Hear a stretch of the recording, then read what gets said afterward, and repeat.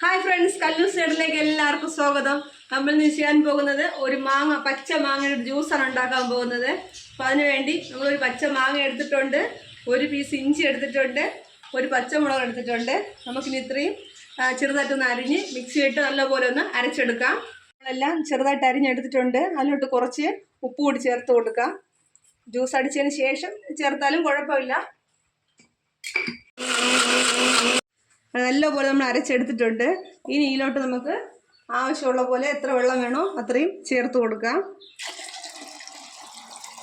ഇതിനൊന്ന് അരിച്ച് എടുക്കാം. അങ്ങനെ നമ്മൾ ജ്യൂസ് റെഡി ആയിട്ടുണ്ട്. അപ്പം കുഞ്ഞാറ്റയുണ്ട്, കുഞ്ഞാറ്റയും കല്യാണിയൊക്കെ റെഡിയായി നിൽക്കുകയാണ് കുടിക്കാൻ വേണ്ടി. പച്ച മാങ്ങ കഴിക്കാൻ വലിയ താല്പര്യമാണ്. അപ്പം പച്ച മാങ്ങയുടെ ജ്യൂസ് ആയതുകൊണ്ട് തയ്യാറായി നിൽക്കുകയാണ്. അങ്ങനെ മാങ്ങയൊക്കെ ഒരുപാട് കിട്ടുന്ന സീസൺ ആയതുകൊണ്ട് ഇന്നലെ വാങ്ങിയതായിരുന്നു മാങ്ങ. അപ്പോൾ ഇവർ നല്ലപോലെ തന്നെ പച്ച മാങ്ങ ഇഷ്ടം പോലെ കഴിക്കും അവർ. അപ്പം ഞാൻ അതുകൊണ്ട് ഒരു ജ്യൂസ് ഉണ്ടാക്കി കൊടുക്കാമെന്ന് വിചാരിച്ച് ഇന്ന് ജ്യൂസ് ഉണ്ടാക്കി കൊടുത്തതാണ്. കേശുവിന് ഇഞ്ചിയൊക്കെ ഒരു എരിയായതുകൊണ്ട് കേശു അധികം കഴിച്ചില്ല. കുഞ്ഞാൻ്റെക്ക് നല്ലപോലെ ഇഷ്ടപ്പെട്ടു. കല്യാണിയും അത്യാവശ്യം കഴിച്ചു.